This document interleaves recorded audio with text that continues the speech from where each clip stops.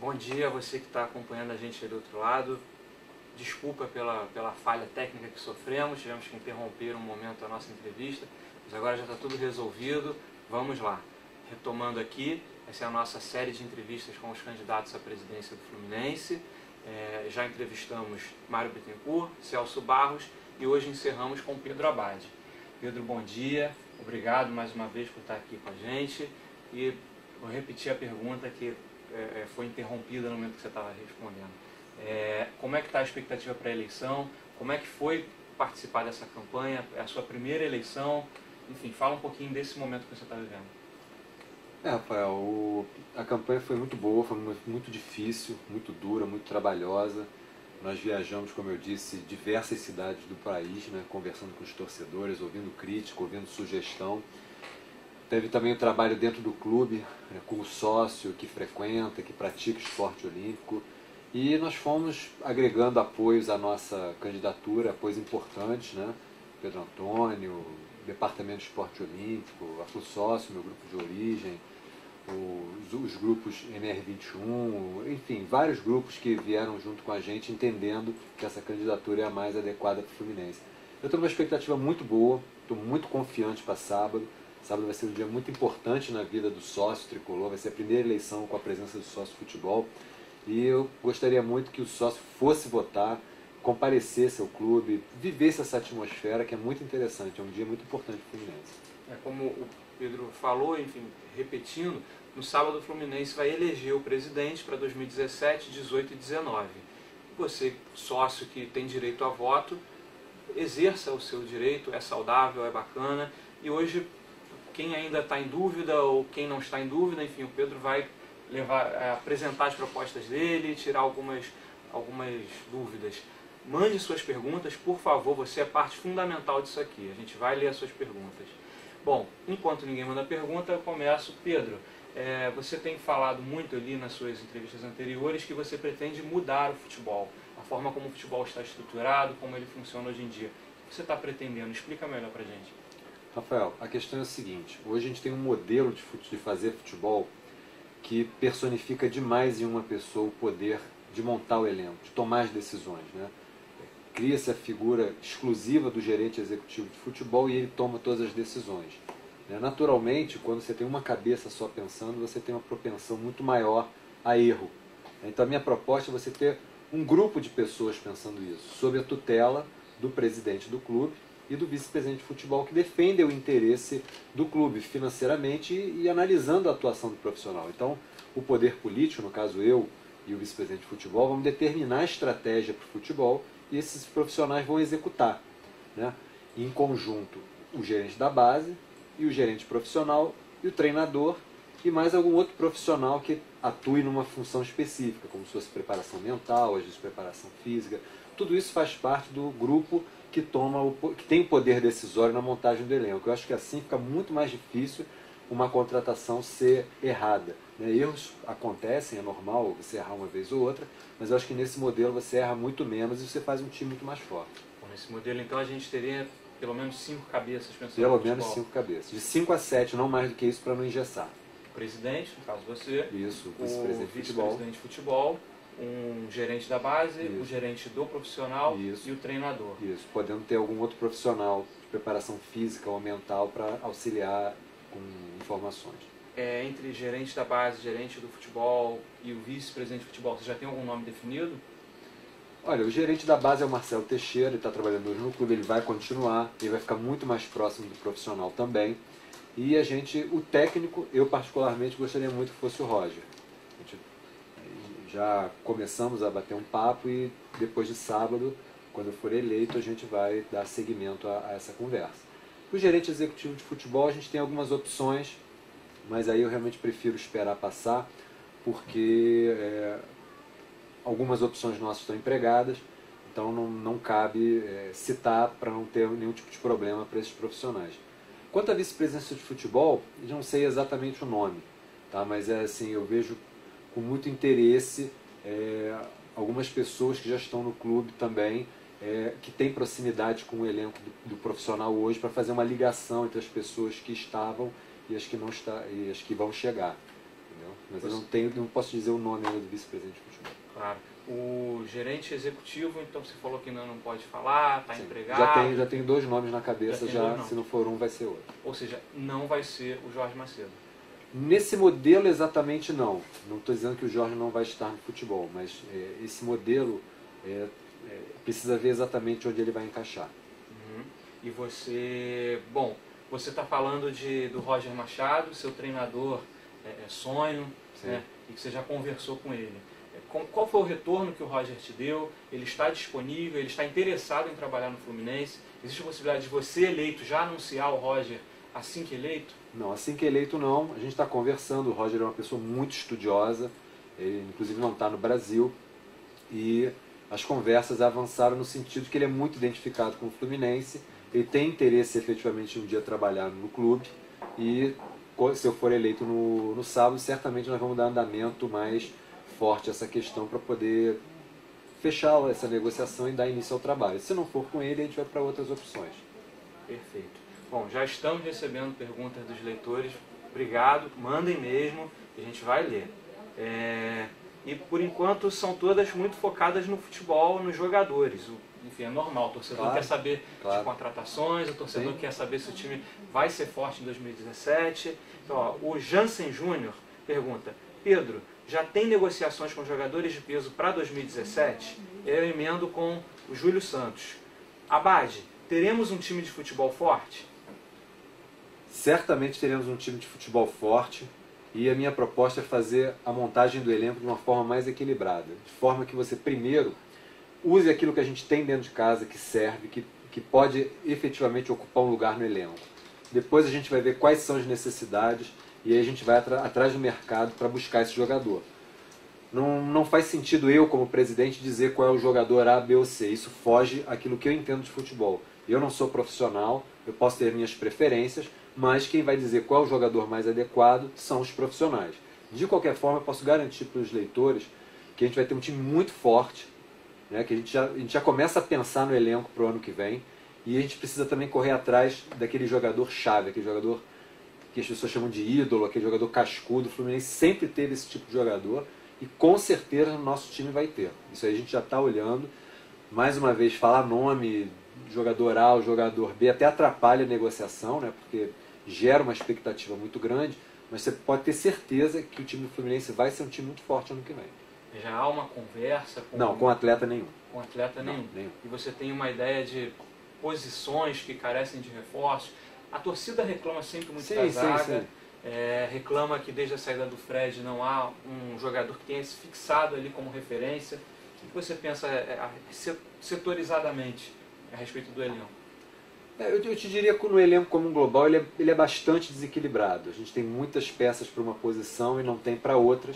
E esse reequilíbrio, quem vai fazer é o profissional. O profissional vai fazer esse reequilíbrio, né? Então, eu posso te dizer que assim, a torcida reclama, e eu sou um torcedor de arquibancada também, e a gente vê os jogos e tende a reclamar, mas eu acho também que, por outro lado, crucificar o jogador A ou B, ele estando no elenco, muitas vezes já tem um tempo de Fluminense, e a gente precisa respeitar os atletas. Eu acho que esse trabalho se faz de uma forma transparente com todos os atletas, e enfim, quem fica, quem sai, é uma coisa que a gente vai pensar a partir do momento que a gente ganha a eleição. Perfeito. Você falou de Xerém, na verdade da base, aproveitar a base, então eu já vou emendar para te perguntar sobre Xerém. A sua ideia sobre Xerém, o modelo atual vai ser mantido, ou você tem ideias para evoluí-lo? O que você pensa sobre Xerém? Xerém hoje em dia está funcionando muito bem mesmo. A gente pegou Xerém num estado realmente muito triste, calamitoso eu diria, impróprio para a prática de futebol e de formação de jovens e adolescentes, e hoje Xerém funciona muito bem. Então o que a gente precisa fazer, primeiro, continuar o trabalho, a metodologia de trabalho precisa continuar, e o que a gente precisa fazer é investir um pouquinho mais em captação de atleta. Hoje em dia os garotos em idade baixa já tem um empresário, já tem alguém que cuida da carreira, e é muito difícil você pegar aquele jogador que a gente vê que vai despontar sem gastar algum dinheiro, sem enfim, remunerar um agente ou a própria família, e infelizmente a gente precisa de dinheiro para trazer esses jogadores também. A gente sempre fez o trabalho com bastante criatividade. A gente conseguia trazer atletas dessa forma, mas o mundo do futebol está ficando cada vez mais complicado. Eu acho que o que falta a Xerém é um pouquinho de investimento em captação, né? E agora com a integração com o Flu Chamorim, com o Flu Europa, vai facilitar bastante a gente aumentar a formação, aumentar a qualidade da formação dos nossos atletas, né? O garoto vai jogar na Europa, vai se acostumar com outra linguagem, com outro padrão tático, outro padrão físico de jogo. Isso a gente tende a melhorar muito a qualidade dos atletas que saem de Xerém. Então, ou seja, é aumentar o orçamento de Xerém para ter mais verba para contratar Exatamente. jogador e estreitar os laços com o Samorim. Sem dúvida é isso. O projeto Flu Samorim não termina, ele vai Não, continuar. pelo contrário, vai ser muito incentivado. Ele é um projeto que não é de curto prazo. O custo dele é muito baixo para aquilo que ele traz de volta, né? Custa metade do salário de um jogador principal. Então, assim, o ganho na formação, não só do atleta, do jogador, mas também dos profissionais, treinadores e preparadores físicos, a diferença é muito grande. A gente manda um jogador para lá, quando ele volta, depois de 6 meses ou um ano, a diferença de capacidade de trabalho dele é gritante. Então, o custo em relação ao retorno é muito baixo, não tem sentido nenhum para esse projeto. A gente, inclusive, já projeta para alguns 3, 4, 5 anos. A gente está na primeira divisão disputando para ganhar, ou talvez até disputando uma pré-fase de um campeonato europeu. Não é impossível. Hoje o bicampeão da Eslováquia também tem um proprietário que não é um time dali, é do Ajax da Holanda.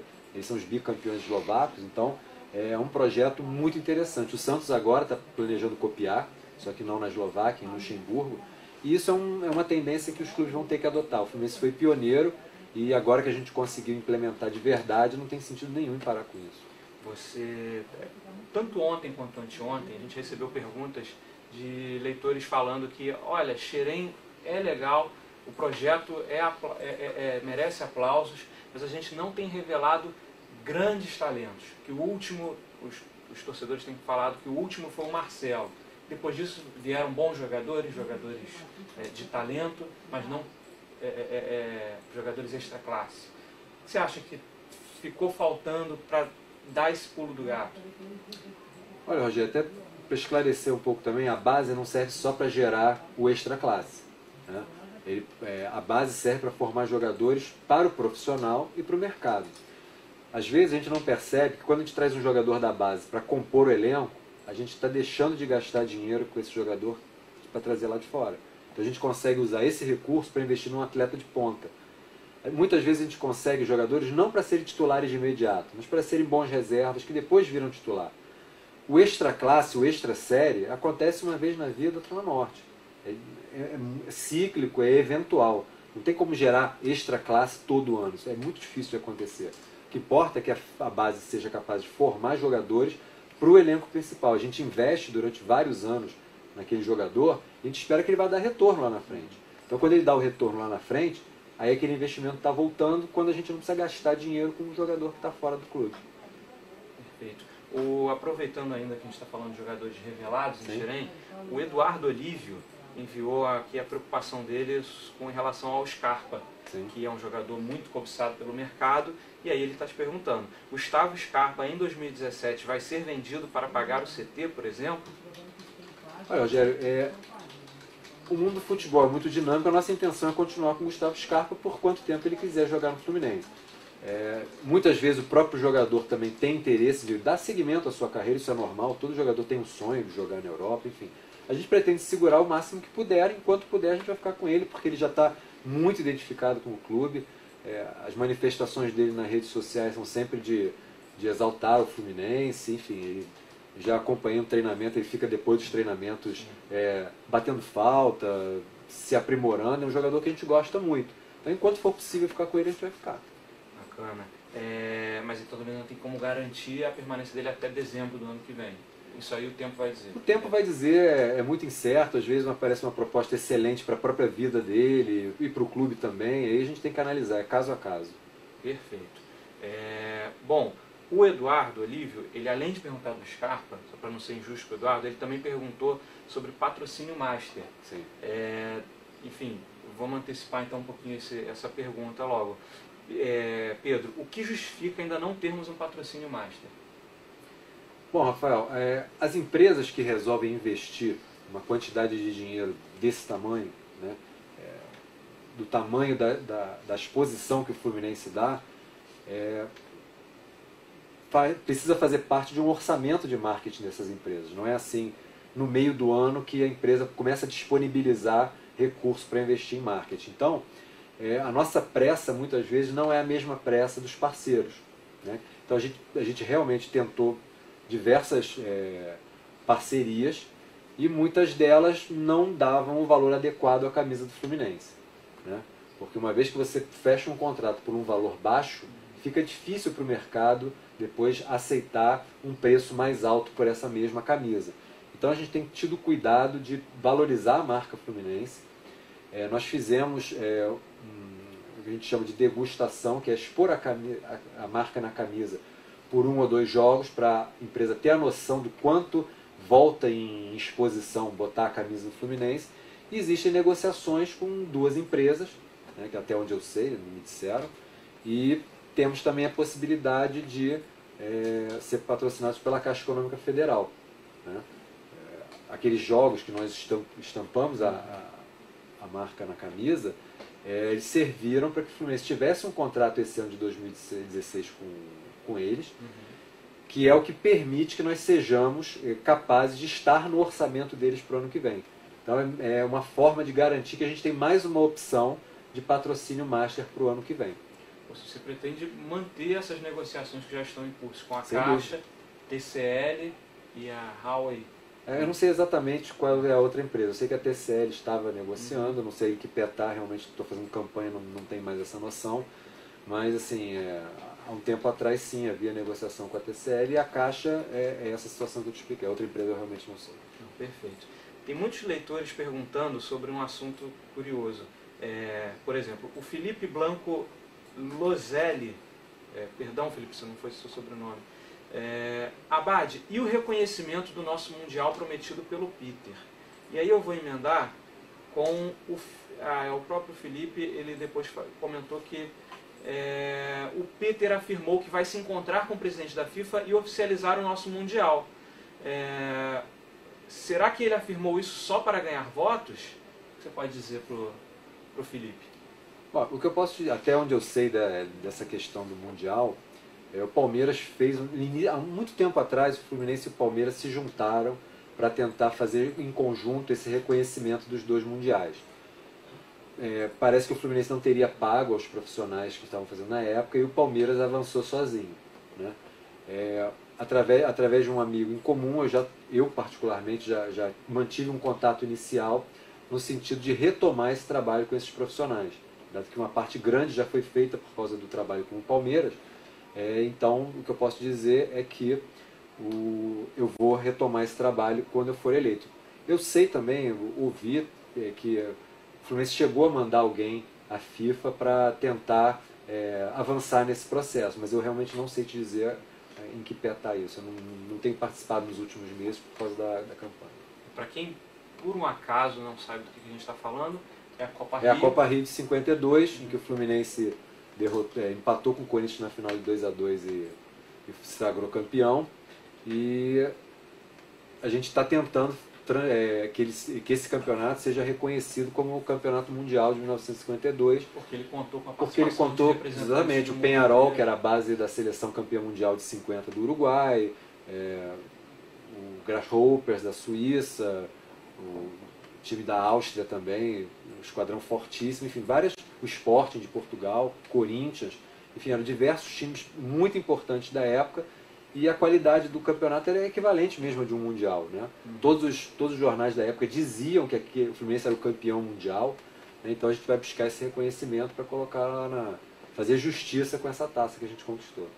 Bom, o Modesto Júnior pergunta: Abad, Pedro Antônio vai trabalhar no departamento de futebol? E aí eu emendo com a pergunta porque quando a gente fala de Pedro Antônio, a gente automaticamente fala de CT. Sim. Então, e tem gente já preocupada aqui com o CT. Júlio Santos: Abad, tem notícia que a finalização do CT, parte de hotelaria e campo 3 estaria orçada em 4,5 milhões. O que o senhor pensa em relação a este assunto e como levantar este recurso? Bom, vamos por partes. Na finalização do CT, realmente os valores aproximados são esses, sim. A forma de finalizar isso, na minha opinião, deveria ser diferente da que foi feita até agora, em que o Pedro adiantava o dinheiro e depois a gente reembolsava. Isso às vezes causa algum descasamento, né, entre pagamento e recebimento. Na minha opinião, o ideal é você buscar realmente um financiamento de longo prazo, próprio desse tipo de obra, né, que tem uma taxa de juros mais baixas, e pagar um prazo bem maior, de forma que as prestações sejam baixas, entrando dentro do fluxo de caixa do clube. No que diz respeito... A outra pergunta, desculpa. A outra pergunta é se... Mas aí, deixa eu, então, tirar uma dúvida sobre o CT. Você pretende que, sendo eleito, você pretende mudar a forma de financiamento da construção do CT? Ideal. Não vai mais recorrer aos empréstimos do Pedro Antônio? A priori não, eu já conversei isso com ele, falei a ele que para mim era o ideal isso, até para não expor ele muitas vezes a injustiças no sentido de que ele está recebendo para fazer o seu treinamento. Eu falei, Pedro, eu preferia até, se você estiver de acordo também, que a gente parta para um financiamento padrão, para você não envolver o seu nome e você faça a obra de uma forma que você vem fazendo, espetacular, sem ter esse tipo de acusação, sem ter o seu nome ligado a esse tipo de coisa. Né? Não, perfeito. Aí a pergunta que você não estava lembrando se é do Modesto Júnior, se o Pedro Antônio vai trabalhar no departamento de futebol. Olha, o Pedro é uma pessoa que viaja demais com o time, ele vai sempre aos jogos, ele tem contato com o vestiário, é uma pessoa que certamente vai ajudar nesse momento de transição. O Pedro Antônio é uma pessoa movida a desafios, ele não faz questão de cargo, de rótulo, de nada. Ele vê um desafio na frente, ele pega e cumpre. Então eu acho que o Pedro pode ajudar sim no futebol, com certeza. Ele pode fazer essa ligação, né, dos profissionais e até minha mesmo com o elenco, né, porque eu não tenho proximidade com o elenco, né, não misturo as coisas. E eu acho que sim, que ele pode ajudar muito, até no futebol também. Perfeito. Bom, o Douglas Lopes, já que a gente falou de patrocínios, busca por patrocínios, tem um outro assunto também que preocupa muito a torcida, que é fornecedor de material esportivo. Sim. A aposta que foi feita na Dry World se mostrou um insucesso, a Dry não teve condições de cumprir com os acordos. E aí o Douglas Lopes está perguntando, Pedro, existem tratativas com a Nike? Eles negaram. Rafael, o que eu sei foi a mesma coisa que os torcedores estão sabendo, porque realmente eu evito entrar nesses assuntos para não dar declarações que possam ser eleitoreiras, enfim, eu não misturo as coisas. Eu sei o que está sendo dito. Uma vez eu fui fazer um evento na Barra e o Pedro, que estava comigo, disse que havia negociação com a Nike. E isso é o que eu sei também, eu não estou participando disso. O departamento de marketing atualmente ele busca, né, opções, tanto de fornecedor quanto de patrocínio. Você eleito pretende manter o departamento de marketing e aí manter esses projetos que eles estão tocando, ou você vai reformular? Qual é a sua ideia? A gente precisa realmente reformular. O marketing do Fluminense não funcionou bem esses anos, né? Eu acho sim que o departamento de marketing do Fluminense tem poucas pessoas trabalhando nele, muito poucas. Né? Muitas vezes você vê que as ações são interessantes ao torcedor, mas a gente não tem a capacidade operacional de fazer. Então a gente tem diversas, que a gente chama de editorias, né? vários pontos de atuação e que a gente tenta fazer e não consegue. Né? Então eu pretendo reformular totalmente o departamento de marketing para estabelecer um plano estratégico para ele, inclusive de contratação de pessoas mesmo, e atrelada a um retorno que a gente espera em cima desse investimento. Não só de dinheiro em cima, de ativação do sócio, de engajamento de torcida, de proximidade com o torcedor. O marketing do Fluminense realmente precisa de mais gente para poder levar à frente ações que realmente chamem o torcedor, que engajem o torcedor, que tragam ele mais para perto do clube.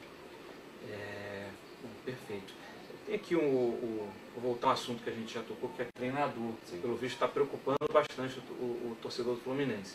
O Alexandre Lins pergunta, quais as outras opções, além do Roger, caso não feche com ele?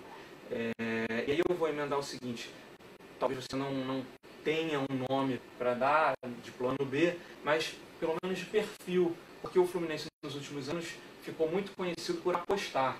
O Peter gostava muito de apostar em nomes que estão ainda buscando um espaço na elite dos treinadores brasileiros. Você pretende manter essa linha ou não? Na verdade, agora não é questão de aposta ou não aposta. Vamos fazer uma mentalidade de futebol própria do Fluminense. O Fluminense é um clube que vai usar a sua base com bastante força e vai ter jogadores muito fortes, jogadores de identificação, jogadores que a gente chama de ídolos, o jogador que chama jogo. Então, a utilização da base é uma característica que o técnico tem que gostar de fazer e saber fazer. Então, o nosso perfil priprimeiro, esse técnico vai ter que saber fazer isso, vai ter que ser um técnico estudioso, né, ao mesmo tempo que tenha vivência de vestiário pesada. Então, assim, o Roger, na minha opinião, encaixa nisso tudo. Né? Mas temos outras opções também. Já esteve no Fluminense, o Abel esteve no Fluminense também, uma pessoa que tem uma leitura tática, já esteve no Fluminense, já usou jogadores da base. Você gosta do nome do Abel? O Abel também é um bom nome, tem sempre a questão financeira envolvida também, mas enfim, o Roger é o meu nome preferido.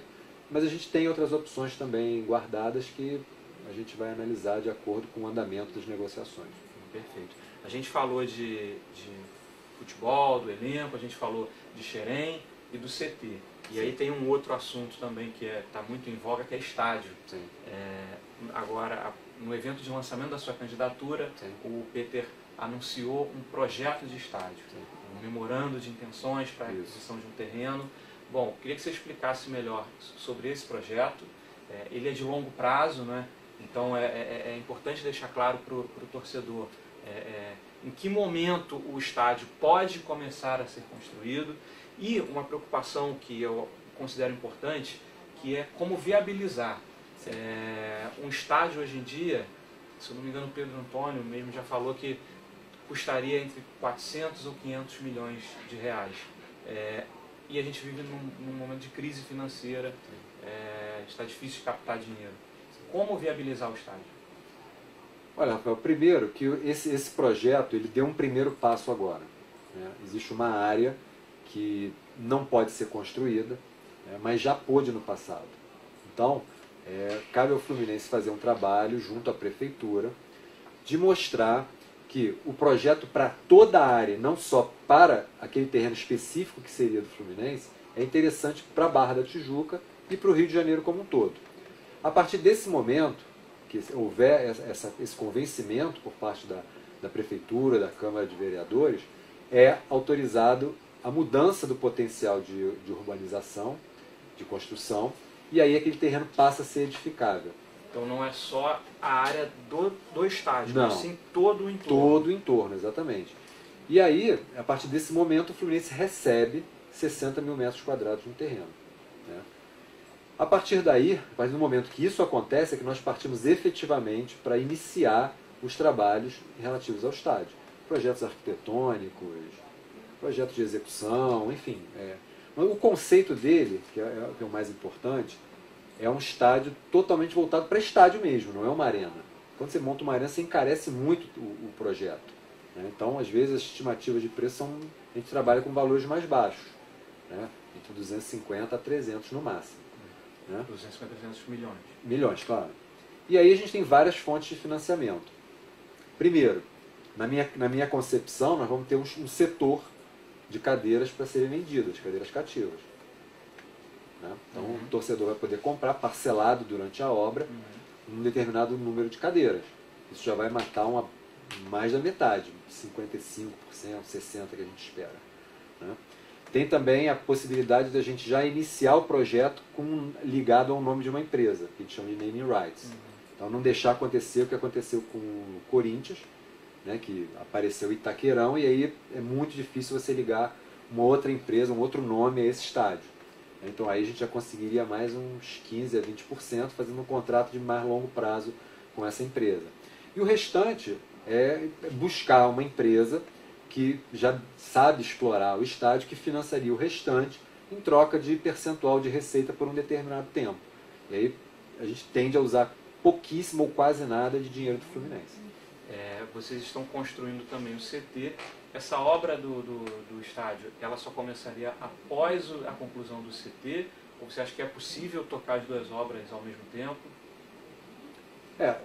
a priori, o CT termina antes, né? Até pelo pouco que falta no centro de treinamento e o trabalho que a gente vai ter à frente para fazer um estádio, eu diria que com certeza o centro de treinamento vai terminar antes. Então acho que as duas obras não vão, vamos dizer assim, encavalar uma com a outra, né? O centro de treinamento certamente vai ser finalizado antes. Perfeito. Bom, o Rafael Tricolor está mandando aqui, por favor, continue mandando perguntas que elas são muito bem-vindas.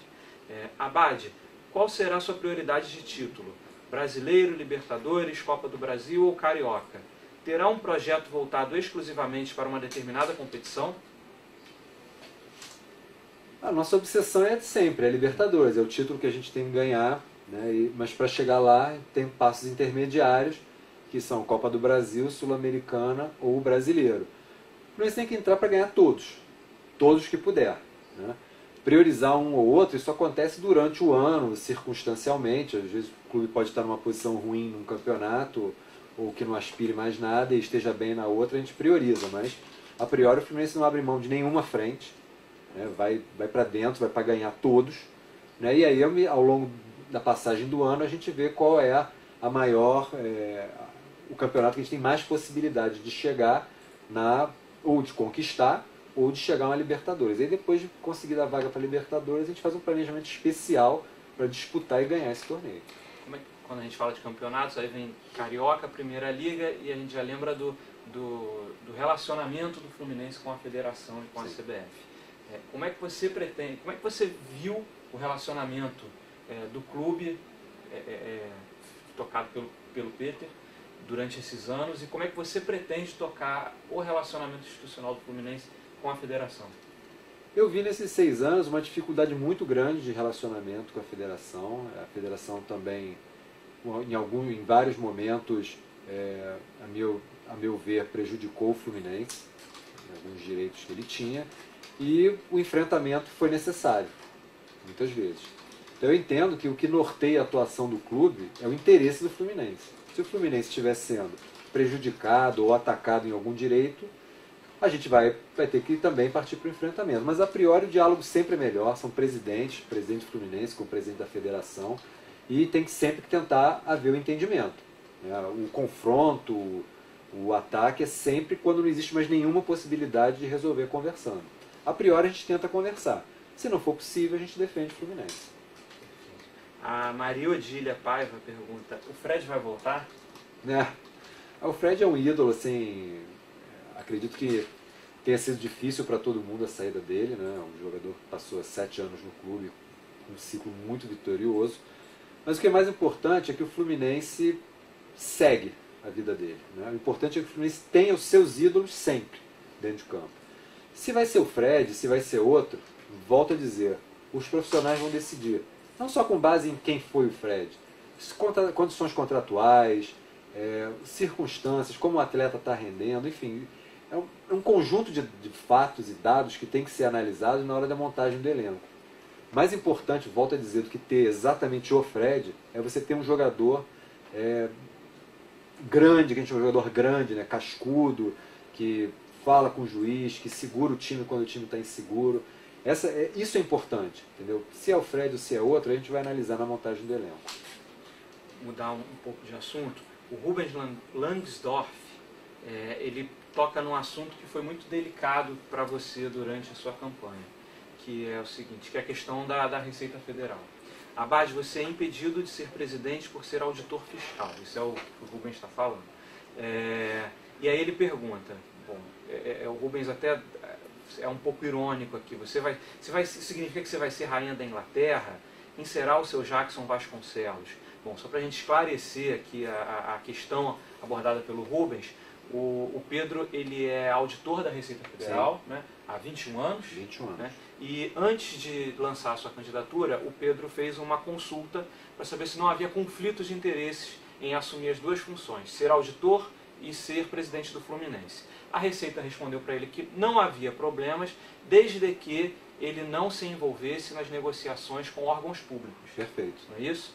E aí ele pergunta quem será o seu Jackson Vasconcelos, porque o Jackson, que foi diretor executivo-geral do clube durante o primeiro mandato do Peter, tinha uma autorização para negociar pelo Peter, pelo Fluminense.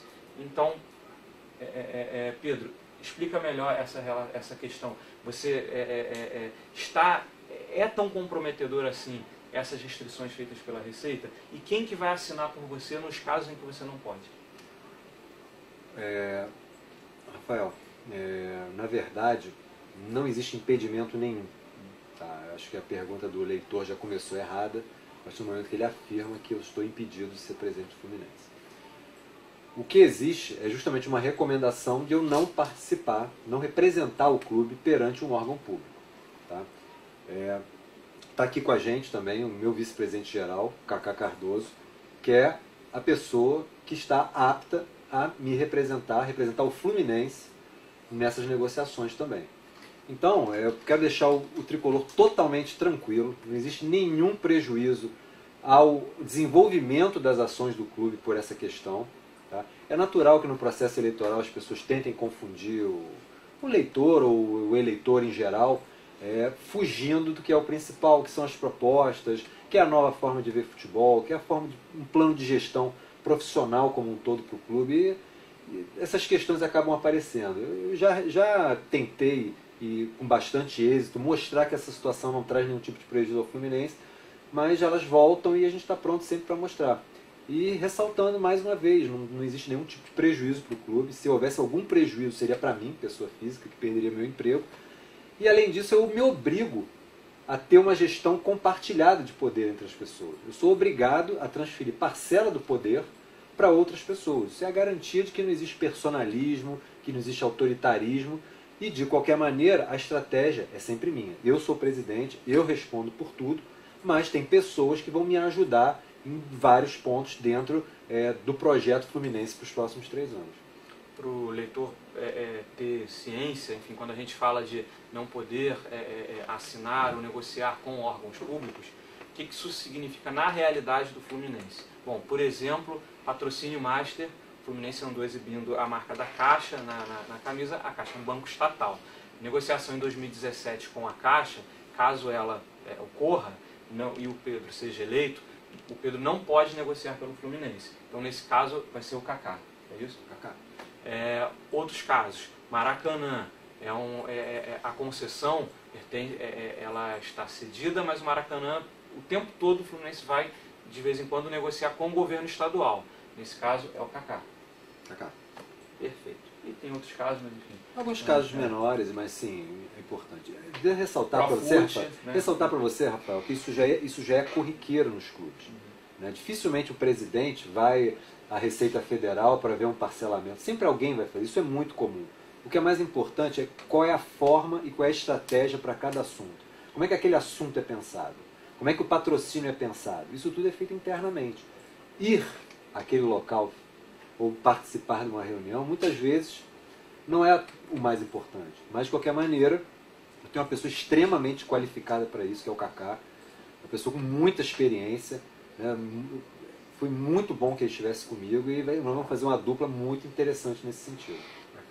Para lembrar a quem está do outro lado e ao Pedro, a gente já passou dos 35 minutos. Estamos entrando na reta final da entrevista, mas podem continuar mandando perguntas porque ainda há tempo. Mandem que a gente vai fazer as perguntas aqui. E aí, como a gente falou de negociação com órgãos públicos, citei o Maracanã, queria aproveitar para te perguntar sobre o Maracanã. Hoje o Fluminense tem um contrato que lhe permite ainda o uso do estádio por mais 32 anos, cerca de 32 anos. Só que a administração do Maracanã está em discussão. Se o modelo atual vai ser repassado para uma empresa, há a possibilidade de a Lagardère comprar esse contrato, essa concessão e respeitá-lo, há a possibilidade de haver uma nova licitação. Como é que você vê o Maracanã?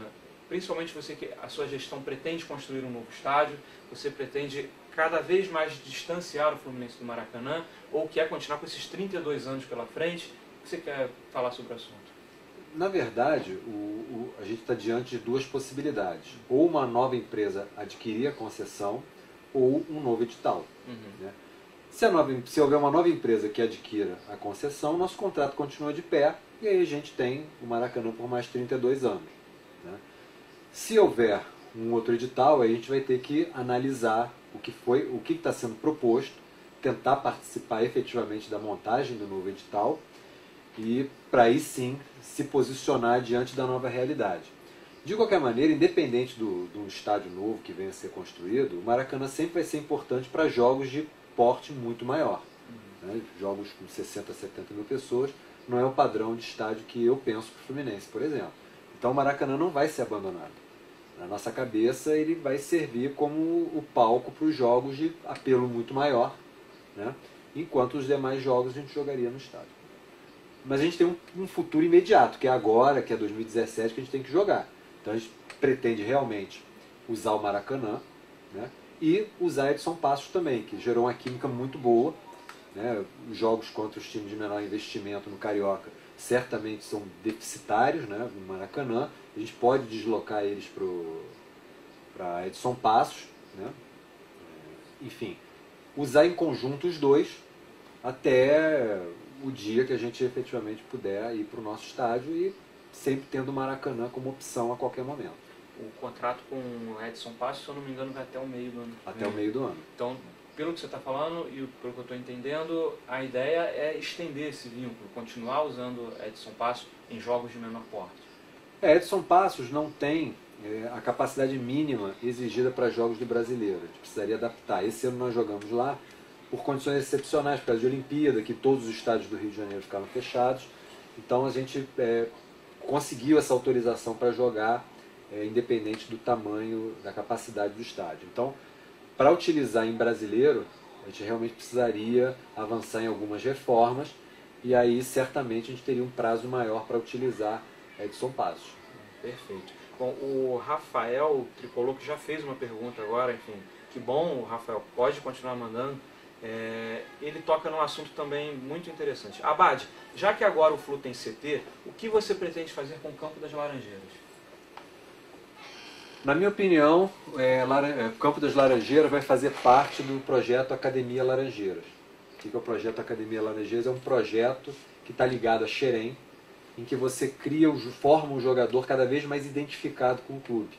Então, a Laranjeiras pode ser usado para jogos da base, né, em que o atleta já entra em contato com a torcida de forma mais efetiva, com mais pressão, um ambiente de jogo cada vez mais parecido com o do profissional.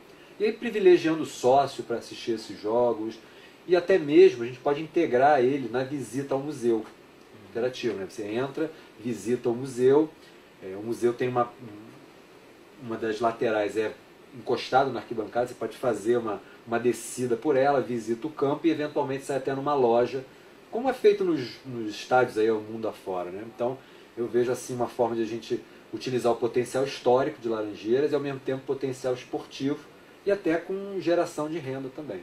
Você falou de loja, até nas entrevistas anteriores, alguns leitores, torcedores mandaram pra gente. A loja da Flu Boutique está fechada.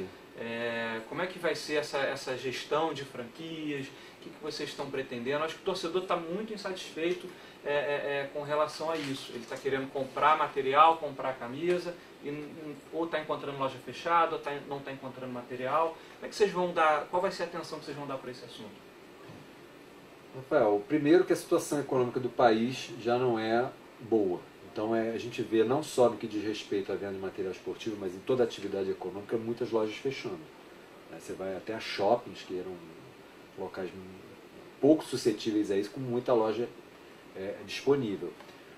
Então, os modelos de franquia hoje que o Fluminense dispõe talvez não sejam os mais adequados, talvez não sejam num valor de investimento que seja interessante para a iniciativa privada abraçar. De qualquer maneira, a dificuldade do tricolor de encontrar material também está ligado à fornecedora de material. Né? É nítido que não deu certo, né? Então isso prejudica muito. E no que diz respeito ao Fluminense em si, hoje tem um tapume indicando que ali está sendo reformado para termos uma outra loja. A gente tinha ali um puxadinho ali do lado do Fidelis, que aquilo obviamente não é o que o torcedor tricolor espera como uma loja oficial. Mas até onde eu sei, que eu tenho visto passeando no clube, é que estão fazendo uma reforma ali e que ali deve ser uma loja reestilizada dentro do clube. De qualquer forma, avançando um pouco mais no assunto, eu vejo como muito importante a gente criar um modelo de ponto de venda de produtos fluminenses que seja interessante para a iniciativa privada investir e ter o seu retorno. De forma que ele possa investir um pouco menos e fornecer ao torcedor, que é o que mais nos interessa, que o torcedor tem acesso, fornecer vários pontos onde ele possa encontrar os produtos ligados ao Fluminense, licenciados pelo Fluminense. Né? Perfeito. Bom, a gente já está com 45 minutos, estamos nos aproximando do fim. Eu vou aproveitar então para fazer aqui uma pergunta sobre um assunto que tem sido esquecido nos debates, mas ele não é menos importante, que são os esportes olímpicos. O que você está pensando para os esportes olímpicos? Quando chega na época da eleição, os candidatos querem o voto deles. Quando chega na época da Olimpíada, a gente cobra a classificação deles. Sim. Mas e no dia a dia? O que você pretende? Que atenção você vai dar para os esportes olímpicos? Rafael, a história do Fluminense não é feita só de futebol. Né? O Fluminense tem uma tradição muito grande no esporte olímpico. Né? Diversas glórias do clube estão ligadas ao esporte olímpico. Então eu me reuni com diversos diretores, nós mostramos a nossa plataforma, o que a gente pensa para o clube, e não é à toa que foi unânime o apoio dos diretores à nossa candidatura.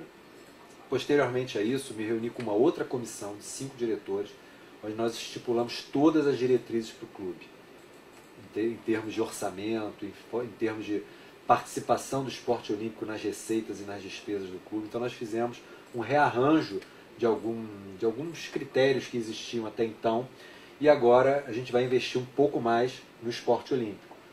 Até na própria a verba vai ser maior. A verba vai ser maior, nós combinamos, o orçamento vai ser relevantemente maior, né, sem descuidar do futebol, claro. Eu acho que o gerenciamento melhor do futebol vai gerar mais recursos a serem distribuídos também, né, sem abrir mão de formar um time forte. E nós chegamos a uma conclusão de que dá para fazer muito esporte olímpico. Paralelamente a isso, o clube conseguindo resolver sua questão tributária e trabalhista, nós tivemos uma certidão negativa de débito, que permitiu que a gente buscasse recurso fora do clube. Né? Nos últimos 4 meses, nós captamos em 2 editais 7 milhões e 200 mil reais para o clube. Um primeiro de 4 milhões e 800, que vão permitir pagar a folha do salário dos profissionais, técnicos, por 4 anos. Né? E depois mais 2 milhões e 400 que vão servir para reformas dos equipamentos. Né? Existem outros editais em andamento para viagem, inscrições. Esse dinheiro já está na conta do Fluminense? Ele é disponibilizado em partes. Né? Então a gente já tem equipamentos que já foram comprados, que vão ser instalados a partir de janeiro também. Você pode dar? Posso sim, por exemplo, a piscina de natação tem blocos de salto, né, onde os atletas partem, antigos ainda. Novos blocos mais modernos vão ser colocados. O piso do ginásio vai ser reformado. Enfim, existe uma série de demandas estruturantes que a gente chama que vão ser atendidas a partir de agora. E o Fluminense sempre se coloca muito bem nesses editais, sempre é o primeiro lugar, porque a gente tem uma equipe boa de captação. O que a gente pretende fazer é dar mais força para essa equipe, de que elabora os projetos incentivados, e também ter empresas especializadas em captar recurso lá fora, sendo remunerada por comissão, que é permitido pela lei pagar uma comissão a quem capta o dinheiro, e essa despesa já faz parte do próprio projeto. Então, o Fluminense vai buscar dinheiro agora lá fora, sem precisar tirar dinheiro do futebol para fazer esporte olímpico. Perfeito. Bom, Pedro, a gente está chegando ao fim da nossa entrevista.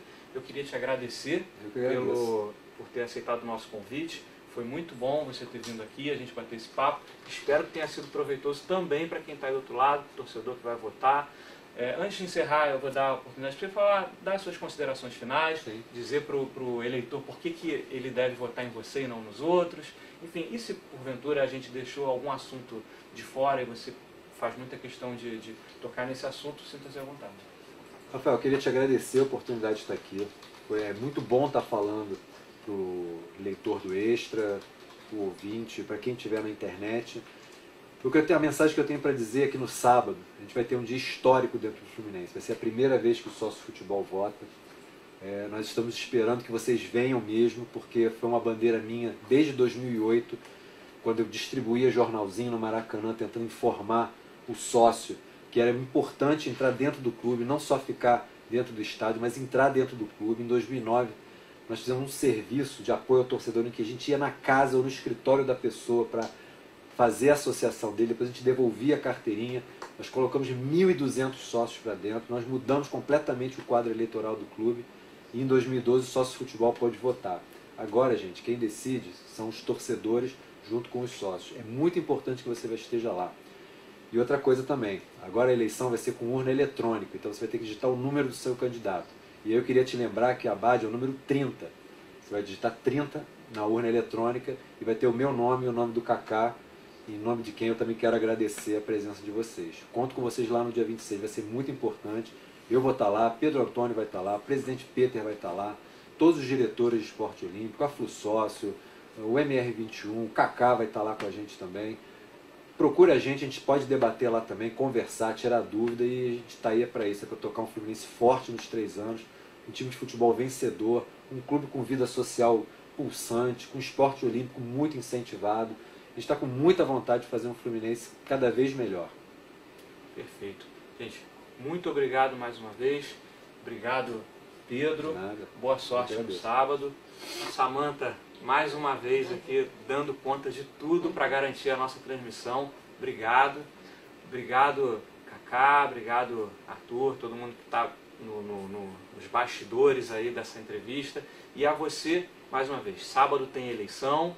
Pense bem, reflita bem. Se quiser, essa entrevista e as outras duas estão disponíveis na página do Facebook do Jogo Extra. Se você não teve a oportunidade de conferir ao vivo, confira a reprise. Enfim, e boa sorte. Até a próxima. Tchau, tchau.